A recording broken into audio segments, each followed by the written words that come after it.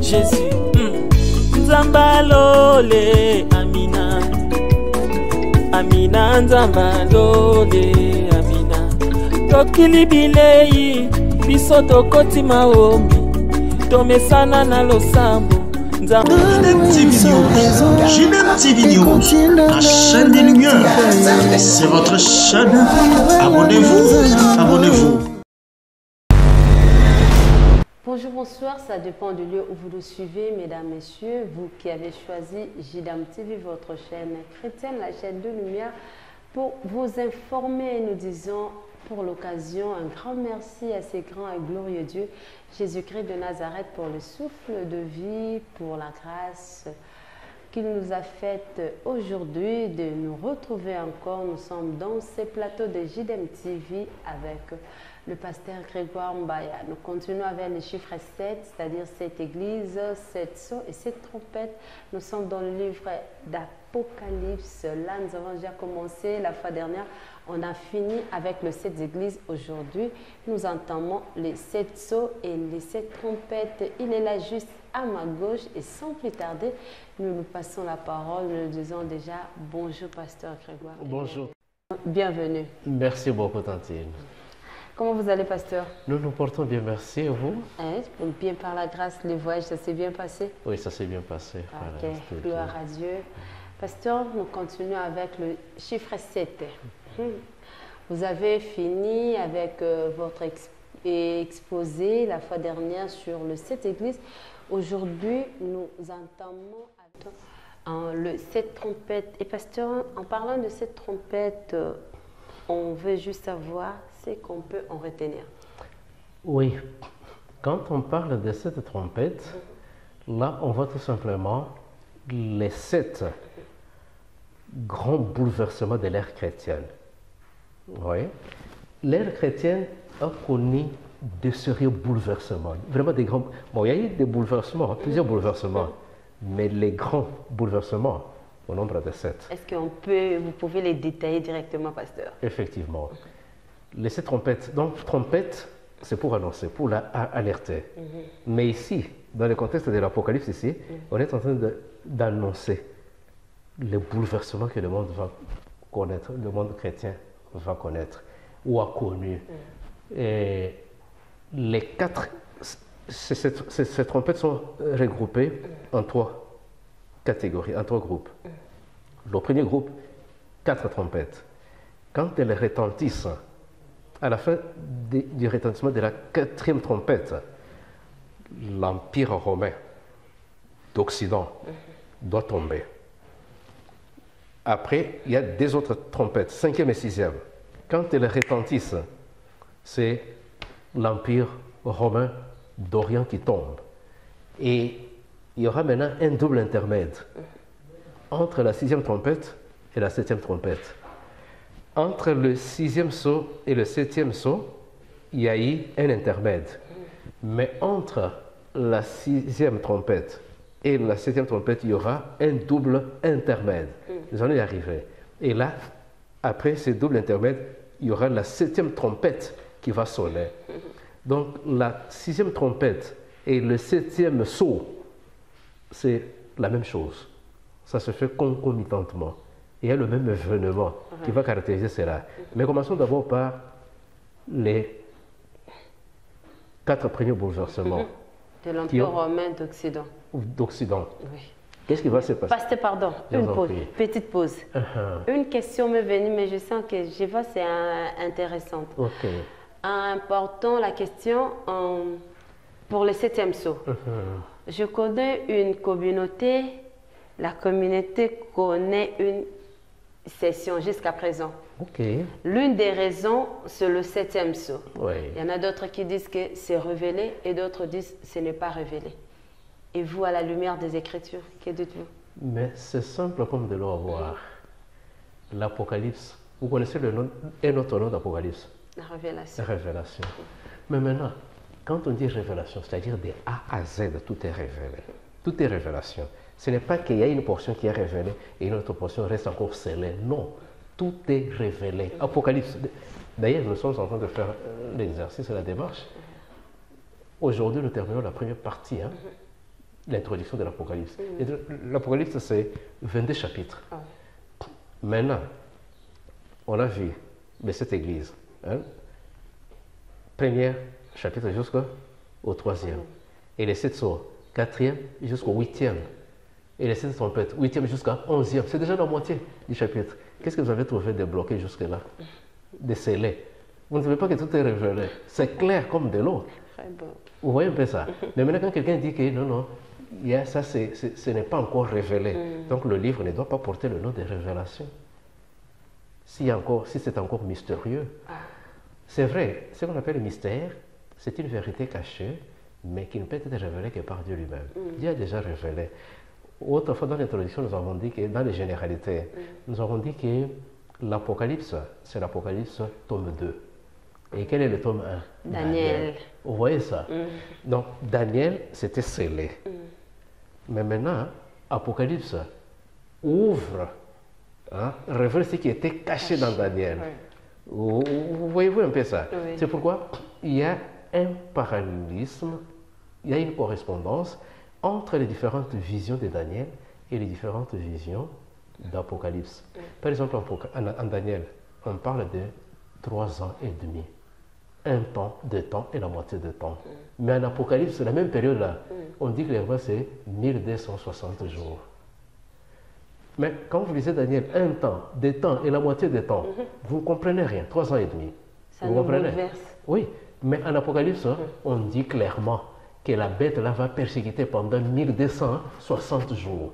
Et quand vous faites la conversion par rapport au principe jour-année, vous trouvez que c'est pareil, ni moins, ni plus.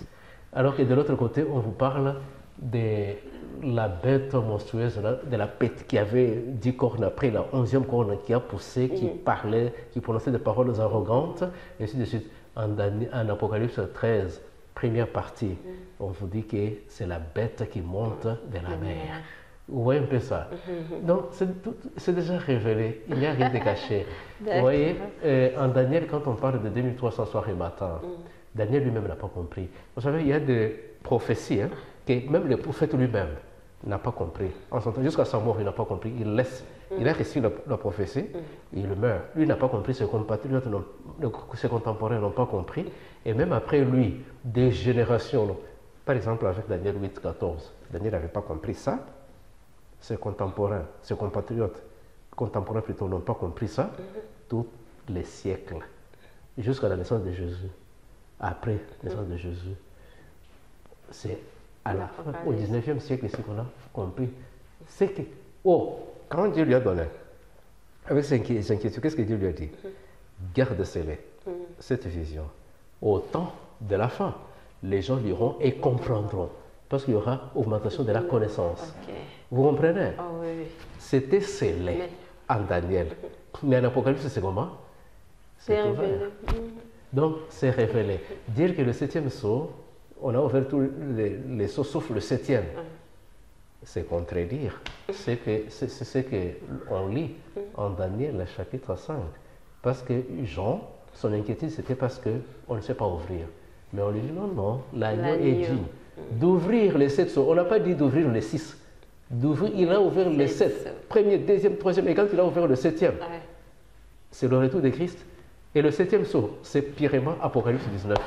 Apocalypse 19 de A à Z. C'est ça, le 7e sceau. Le Fils de l'homme apparaît sur le lieu dessus. C'est ça même l'Apocalypse. Parce que l'Apocalypse, nous avons dit que c'est la manifestation en gloire de Christ lors de sa seconde venue.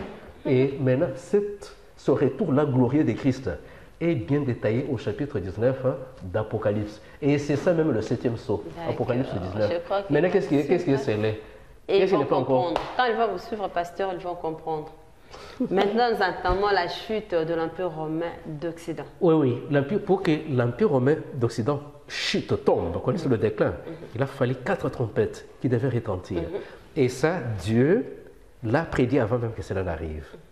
Vous voyez, il dit qu'il y aura 4 trompettes, et à la 4e, l'Empire va connaître son déclin. Et effectivement, c'est ce qui était arrivé. Il y a eu la première trompette, tout est parti en 395, après Jésus-Christ. La première trompette a retenti, Quand elle a retenti, il y a eu un peuple que Dieu a utilisé.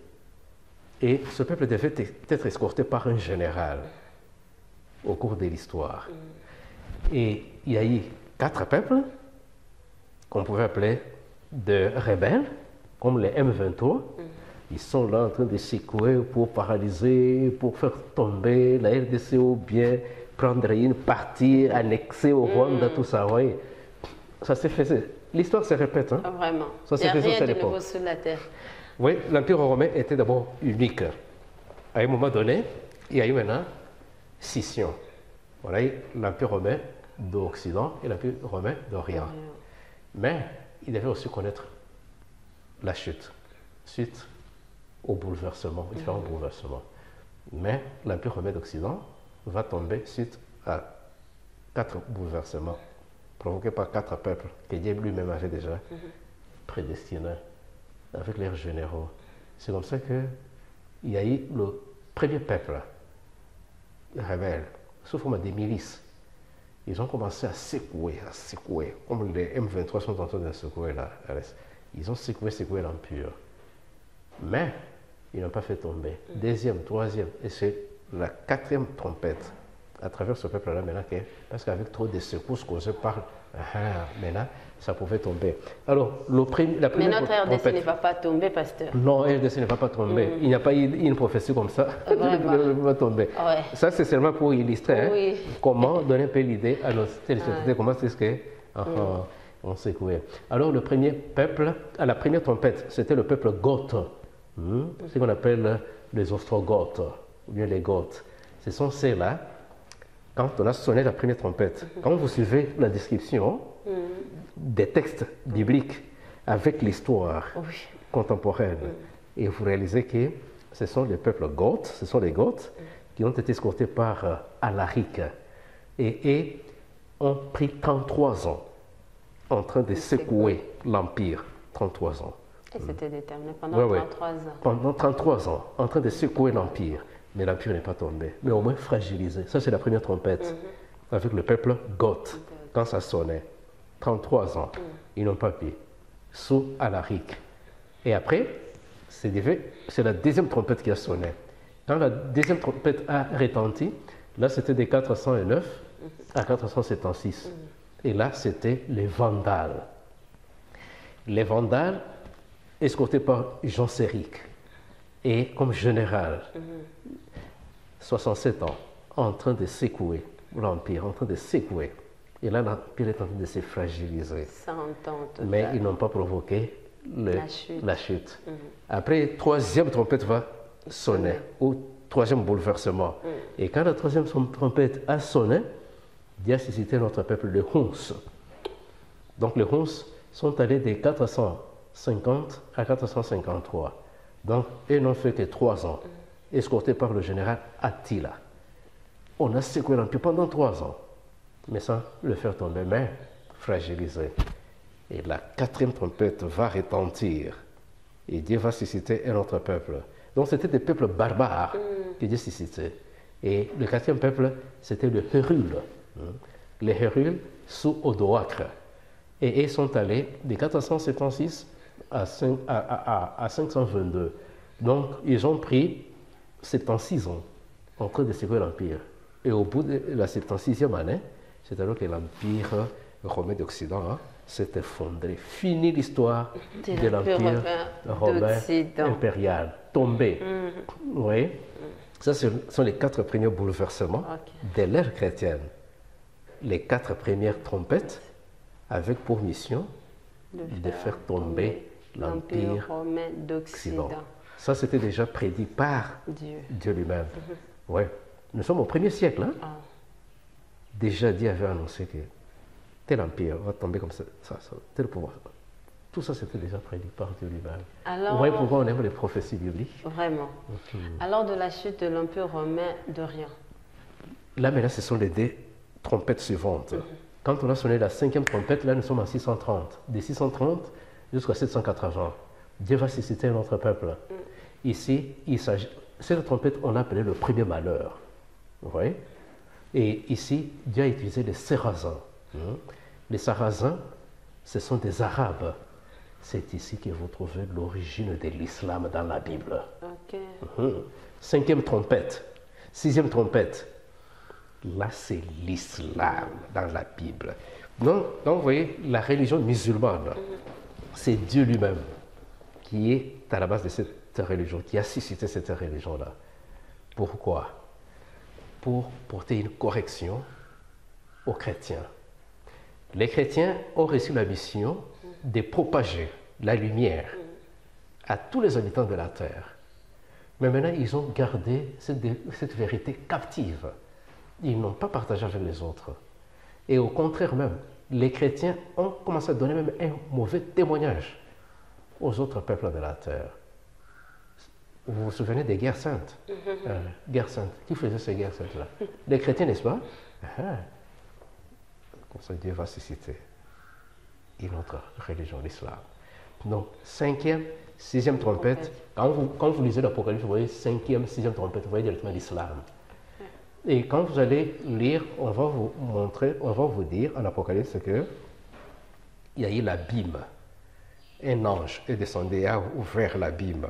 Et quand il a ouvert, il y a eu de fumée, il y a eu des sauterelles qui sont sorties. La naissance de l'islam. La naissance pour corriger les chrétiens. Mais est-ce qu'on a compris la leçon jusqu'à aujourd'hui? Est-ce qu'on partage l'évangile avec les enfants d'Ismaël? Ou bien on garde pour nous-mêmes? Et en passant, je vous informe que tant qu'on n'a pas partagé l'évangile éternel avec les enfants d'Ismaël, Jésus ne reviendra pas. Pourquoi? Parce que il y a des prophéties données par rapport aux enfants de l'Est. Nous sommes en Ésaïe 60, le verset 6 et le verset 7. Ce sont des grandes prophéties. Et je souhaite même qu'on puisse lire en passant, parce que nous sommes en train de parler de ces trucs. Ésaïe chapitre 6, chapitre 60, le verset 6 et 7.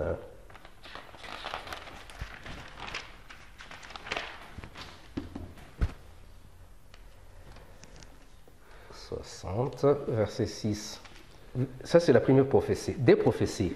Une prophétie en rapport avec la première venue au monde de Christ. Ça, c'est le verset 6. Le verset 7. Une prophétie en rapport avec la seconde venue de Christ. Ce que nous entendons maintenant là. Il doit quelque chose. Cette prophétie n'est pas encore réalisée avec les enfants d'Ismaël ou bien les enfants de l'Est. Et qu'est-ce que nous lisons? Au verset 6. Tu seras couverte d'une foule des chameaux, des dromadaires, des Madians et des Phas. Ils viendront tous de Séba. Ils porteront de l'or et de l'encens et publieront les louanges de l'Éternel. Ça, c'est par rapport à la première venue de Christ. Qu'est-ce qu'on dit? Qu'est-ce qui va venir? Il sera couverte d'une foule de chameaux. C'est-à-dire quoi? À la naissance de Christ, les enfants d'Ismaël devaient adorer l'enfant roi promis des siècles et des siècles à l'avance. Et c'était arrivé. Et ce sont eux qui ont honoré le Messie. Pasteur. Lorsque Jésus est né, c'est avec le mage? Les mages. Ils venaient d'où? De l'Orient. De l'Orient. Ils étaient les descendants, les enfants de qui? Des Madians, des Phas et des Séba. Les enfants de l'Est. Voyez-vous ça? Pas les enfants d'Israël. Hein? Ismaël. Pas les enfants de Jacob. Pas les enfants d'Isaac. Ismaël. Quand ils lisaient l'histoire, ils avaient compris que le Messie viendra. Il sera spécial, l'enfant roi. On avait donné des signes. C'est pourquoi le Coran dit Isa bin Mariam, c'est celui qui vient avec des preuves incontestables. Ça, c'est bien écrit dans le Coran, noir sur blanc. Isa bin Mariam, c'est celui qui vient avec des preuves incontestables, qu'on ne peut pas douter. Il naîtra d'une vierge. Isa bin Mariam, c'est-à-dire Jésus, fils de Marie. Ok, c'est en arabe. Oui, en arabe. Oui. Maintenant, quand il est venu, les trois mages, ils observaient les temps, les signes. pour dire, parce qu'on avait promis que ça réalisera. Et ils ont fait, et un jour, ils ont vu. Voilà, ils se disent, voilà ce que nous avions lu là. Donc l'enfant roi là, le Messie, est né. Ils sont préparés un voyage parce qu'ils vont voir le roi. Vous voyez, quand on va voir le roi, on ne va pas mettre vide. Hein? Vraiment. On amène des dons. Et pas n'importe quel don, des dons précieux. Et ces mages ont voyagé. Un long voyage. Et quand ils sont arrivés à Jérusalem, ils ont demandé, ils se sont renseignés. Et c'était le roi Hérode. Il dit, l'enfant roi, ok, qui est né ici. On n'est pas au courant. Allez chercher. Quand vous allez trouver, venez aussi me faire pour que j'aille aussi l'adorer. Est-ce que c'était avec l'intention d'aller l'adorer? Pour le tuer. Pourquoi? Parce que le roi Hérode était vraiment cruel. Quelqu'un même aurait dit à sa place, aurait dit que, à son sujet, il dit, mieux vaut être un pourceau d'Hérode qu'être son fils. Pourquoi? Parce que lui tuait même ses fils pour préserver son pouvoir. Parce que s'il laisse les fils, ils peuvent le détrôner et récupérer le pouvoir, il les tuer. Mais maintenant, quand il apprend qu'il y a un enfant, un roi qui est né, et il y a des gens qui viennent au loin pour l'adorer, il fallait il fallait faire disparaître cet enfant-là. Et c'est comme ça que les autres, quand ils sont allés, quand ils ont trouvé l'enfant, ils l'ont adoré. Donc, ils avaient amené l'encens, ils avaient amené la mûre et ils avaient amené de l'or. Et c'est ça qu'on nous dit en Ésaïe 60, verset 6. Ils sont venus des Sébar, des Madian. Ils ont amené ça, ils ont adoré l'enfant. C'est la première prophétie qui s'est accomplie. Qui s'est accomplie. La deuxième qui n'est pas encore accomplie, au verset 7. Les troupeaux des Kédar se réuniront tous chez toi. Les béliers des Nébajotes seront à ton service. Ils monteront sur mon autel et me seront agréables. Et je glorifierai la maison de ma gloire. Ça veut dire quoi? Nébajote, qui est cité ici. Kédar, ce sont les enfants d'Ismaël. Ismaël, la Bible en Genèse, nous dit qu'Ismaël enfantera 12 princes. Et il avait enfanté 12 princes, comme Dieu l'avait dit. Jacob, combien? 12 tribus. Ismaël, 12 tribus. Et c'est Dieu qui avait prédit ça. Et aujourd'hui, vous allez marginaliser les enfants d'Ismaël, les musulmans. À la naissance de Jésus, ce sont eux qui ont amené des dons précieux pour Jésus. Où étaient les enfants de Jacob? Qu'est-ce qu'ils ont fait pour? Ils ne savaient même pas que c'est lui qu'ils étaient en train d'attendre. Même ceux qui servaient dans le temple continuaient à immoler alors que c'est lui le type. Et aujourd'hui, nous négligeons les musulmans, on ne partage pas l'évangile éternel avec eux et nous attendons que Jésus vienne. Il ne vient pas tant qu'on n'a pas partagé avec eux. Et c'est ça la deuxième prophétie. Ils doivent venir, ils doivent s'accomplir. Certainement. Donc on doit partager avec eux. Quand on partage avec eux, parce que eux, ce sont les enfants de la bénédiction. Ils ont tout. Donc, les richesses, c'est entre les mains d'Ismaël. Maintenant, le plan du salut, c'est avec les enfants d'Isaac. Vous voyez ça? Mais maintenant, les deux doivent collaborer pour amener au loin la foi de leur père Abraham. Vous voyez ça? Donc ça doit arriver. Et dans leur fusion, une question, dans leur fusion, quel est l'intérêt de l'Église? L'intérêt de l'Église? L'intérêt du Créateur de l'Église? Nous comme Église, nous aurons des moyens. Tous les grands paquebots, c'est pour les enfants d'Ismaël. On va transporter les matériels d'évangélisation, comme nous voulons. Les avions, c'est pour les enfants d'Ismaël. On va commencer à voyager gratuitement pour amener l'évangile partout. Maintenant, on ne peut pas arriver quelque part parce qu'on manque de moyens. Mais les enfants d'Ismaël, ils vont mettre les moyens à notre disposition. Tous les grands magasins qui sont en ville, c'est pour qui? Les enfants d'Ismaël. Il faut mettre ça à notre disposition.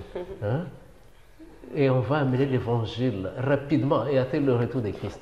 Et pour votre information sur les téléspectateurs, si on n'a pas partagé l'évangile avec ces enfants d'Ismaël, Jésus ne va pas revenir. Donc nous sommes obligés de vivre en connivence avec eux. Avec eux. Ils doivent être, ce sont nos frères, non? Les enfants de même père. Imaginez-vous, lorsque Abraham est décédé, Isaac l'a pleuré seul? Non. Il a gardé le corps de son père. Il a envoyé le message à Ismaël. Jusqu'à ce qu'Ismaël est arrivé, ils ont pleuré ensemble, ils ont enterré ensemble leur papa. Et regardez dans le culte, israélien. Tout ce qu'on utilisait là-bas comme encens, c'était importé chez les enfants d'Ismaël. C'est les enfants d'Ismaël qui fournissaient ça. Les parfums et consorts dans les cultes, ce sont eux. Comment aujourd'hui vous allez les contourner? Vraiment. Ce n'était qu'une parenthèse. Vraiment. Donc là, nous avons dit que 5e et 6e trompette, c'est l'islam. Et quand vous allez voir la description qu'on a faite des sauterelles, des soldats dans l'Apocalypse, et revenez maintenant, pendant cette période, dans le monde arabe, vous allez voir l'équipée de ce soldat-là, les types de chevaux qui... Pareil. Alors, la 5e trompette, appelée premier malheur, quand elle a retenti, c'était les Sarrasins, le peuple arabe, escorté par qui? Comme général Mahomet. Vous voyez? C'est Mahomet qui conduisait les Sarrasins. Donc, eux, pendant 150 ans, Mahomet et ses successeurs, pendant 150 ans, ils ont secoué l'empire romain d'Orient, mais ils ne l'ont pas fait tomber. Et après, la 6e trompette a sonné.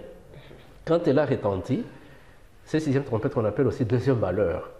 Et là, c'était de 1449 à 1840. Là, maintenant, ce sont les Turcs.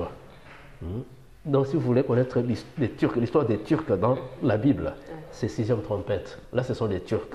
Et tous, ce sont toujours les enfants de l'Est. Et là, c'était Mahomet II ou Soliman qui les escortait pendant 391 ans. Et puis, 16 jours, ils ont vraiment secoué l'Empire et l'Empire romain d'Orient est tombé. Ça, c'est le 7e bouleversement. Donc, 4 premiers bouleversements où cette trompette ont provoqué la chute de l'Empire romain d'Occident et les 2 suivantes ont provoqué la chute de l'Empire romain d'Orient. Et quand vous allez prendre les données qui sont fournies dans la Bible, on vous parle de l'heure, le jour, le mois et l'année. Quand vous convertissez, ça vous donne 391 ans plus 16 jours. Textuellement, de 1449 à 1840.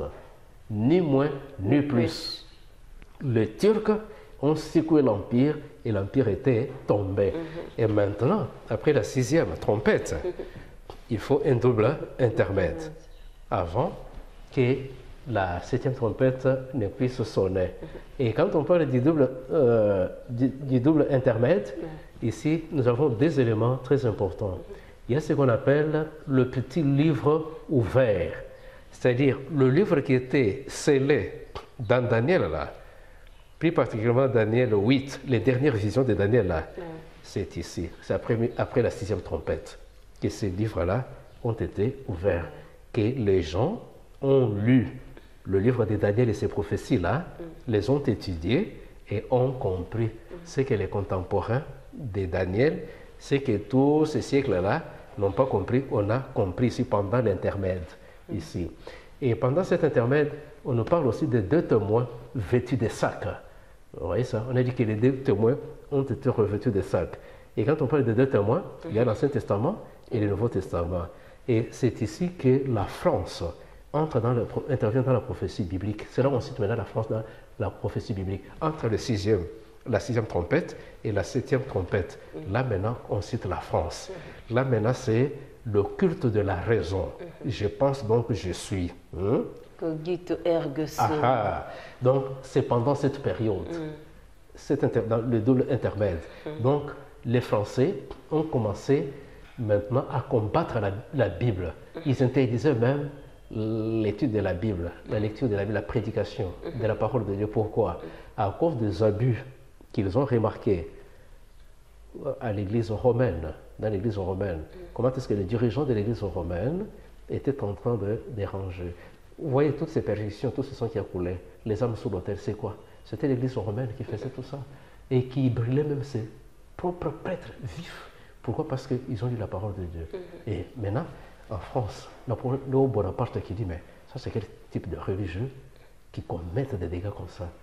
Et vous savez, on a envoyé le général Berthier, c'était un général français, on l'a envoyé, il est allé, il a détrôné le pape jusqu'à Valence, on l'a mis en cachot. C'est pourquoi l'Apocalypse parle de la bête qui a reçu une blessure mortelle, mais qui n'en est pas morte. Pourquoi? Parce que quelques temps après, Mussolini Benito va encore ressusciter la papauté et puis leur donner un petit territoire là, ce qu'on appelle le Vatican. C'est ici, l'intermède, pendant cette période-là. Et après ce double intermède, c'est alors qu'on ouvre, qu'on sonne, qu'on va sonner. Le 7e saut. Mais on est Dans votre introduction. Pas ce 7e saut. Ici, c'est on va faire retentir la 7e trompette. Et quand on fait retentir la 7e trompette, là vous rentrez en Daniel chapitre 2. Parce qu'on a dit que c'est tome 1 et tome 2. En Daniel chapitre 2, on vous présente la statue de Nebuchadnezzar. La tête, l'Empire romain, la poitrine, l'Empire médo-perse, les hanches, l'Empire grec, les jambes, l'Empire romain, dans son ensemble, dans sa globalité. Et puis les orteils, l'Europe divisée. Maintenant, Nebuchadnezzar avait vu une pierre qui tombait sans secours d'aucune main et qui est tombée juste au pied de la statue et l'a écrasée et tout était devenu poussière et le vent a balayé. Pas de traces à la surface de la terre. Et la pierre qui a ainsi tout brisé est devenue, a commencé à grandir, devenue une grande montagne qui a couvert toute la terre. Et la pierre qui est tombée représente le retour de Christ. Quand Christ va rentrer dans sa gloire, il va détruire tous les empires terrestres et qui durera d'éternité en éternité. Maintenant, la tombée de la pierre, de la petite pierre de Daniel 2, avec la 7e trompette, même chose. Avec le 7e sceau, même chose. Parce que quand Christ va revenir, c'est-à-dire après ces doubles intermèdes, avant que la 7e trompette ne sonne, il entre dans le vestiaire, il enlève les habits sacerdotes, on enlève les habits sacerdotes, on lui fait porter les habits royaux. Maintenant, il vient dans toute sa gloire. Et quand il vient, tous les royaumes de la terre vont tomber, finir leur histoire. Et il va installer son royaume qui sera d'éternité à l'éternité. Ainsi, on a fini. Et les 7 sceaux et les 7 trompettes. On a fini la première moitié de l'Apocalypse. Voilà. Vraiment, merci Pasteur Grégoire pour tous ces éclairages, vous qui avez suivi. Je sais que vous aurez des questions, n'hésitez pas, il est là. Mais avant de nous séparer, Pasteur, vous avez encore droit au micro, vous donnez vos contacts. Peut-être il y aura des questions, il y aura des suggestions à vous faire. Je vous en prie. C'est plus 243 81 51 84 723. Je disais plus 243 81 51 84 723. Mot de la fin pour aujourd'hui, Pasteur. Oui. En tout cas, nous demandons à ce que l'Éternel Dieu vous bénisse, chers aimables téléspectateurs, et qu'il vous accorde sa grâce.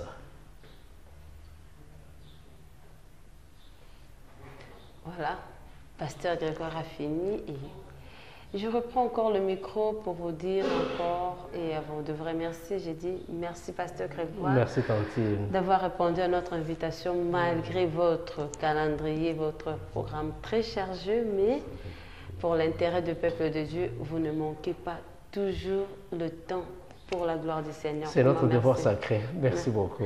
Oh, merci. C'est déjà la fin, vous avez compris.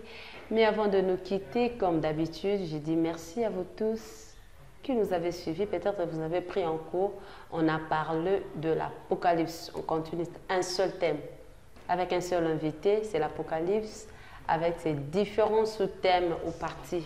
C'était avec le pasteur Grégoire Mbaya. On l'appelle Apocalypse Daniel. D'autres personnes l'appellent comme ça parce que Dieu lui a fait grâce. Parmi les gens qui ont maîtrisé les 2 livres, c'est-à-dire Daniel, le Apocalypse, il se retrouve et gloire soit rendue à Jésus-Christ, notre Seigneur et Sauveur. Je vous dis merci, merci, merci beaucoup, surtout à vous qui vont vous abonner. Vous tous là, nos abonnés qui vont s'ajouter encore, Dieu ne manquera pas de vous bénir. Merci au couple Didier Judith Maudit, merci à Papa Gilbert, merci à lui-même, toujours derrière la caméra, Nabenga Mampinga Willy. Merci à lui pour le travail. Je dis merci à Héritier Kizola, merci à Arthur Moulumba, merci à Jonathan, merci à ma famille Massamba, merci à Jika de TKM, merci beaucoup à la famille La Consolation, merci à mon père spirituel, le Papa Jéphira Monsengo, merci à vous tous. Et si Christ ne revenait pas, on se revoit très prochainement. N'hésitez pas si vous avez des questions, des suggestions, envoyez-les juste au bas du numéro au numéro qui est écrit au bas de vos écrans ou directement vous envoyez cela au numéro que le pasteur vous a communiqué. Si Christ ne revenait pas, on se revoit très prochainement. Quant à moi, je vous dis bye. Ici kozali oza na famille oza na bandeko oza na baninga s'abonner massivement. Abonne-toi sur JDM TV News officiel, la chaîne des lumières. Bien aimé to kotisa lumière na banda kuna bino tozo kotisa lumière na bisika nyonso bozali. Bien aimé sango malamu ezoteyama na JDM TV News ba programme mususu ya malamu pe ya kafu ezo 4 yango to osenga banda ko s'abonner po ozanga programme ya JDM TV et si kozali tika nzambe na lola apambola. JDM TV News, la chaîne des lumières, votre chaîne, notre chaîne. Balobi, restez branchés, scotchés na kati ya chaîne na bino. Awa présentement na Congo Kinshasa, JDM TV News. Nous avons des émissions comme Gilbert et Soin Pasteur. Nous avons des émissions Instant d'espoir. Nous avons des émissions Les chrétiens et la musique. Balobi Awa, il y a des prédications, exhortations. Nous sommes là pour exhorter, pour éclairer. Balobi Tikala wana zala branché ko zapete. Boka télécommande Landa JDM TV News Tikala Awa. Yebisan de Kwaza Pembe na yo à s'abonner. Yo mto s'abonner te. Abonne-toi massivement et nous sommes la chaîne chrétienne, la chaîne des lumières. Restez là, abonnez-vous massivement et vous ne serez pas déçus. Francine Chala sur JDM TV News officiel. Fidèles téléspectateurs de JDM TV News, abonnez-vous massivement sur votre chaîne et vous ne serez jamais déçus. Car la Bible dit, le ténèbre ne régneront pas toujours sur la lumière. Et JDM TV, c'est un canal pour apporter de la lumière et pour l'édification du corps du Christ.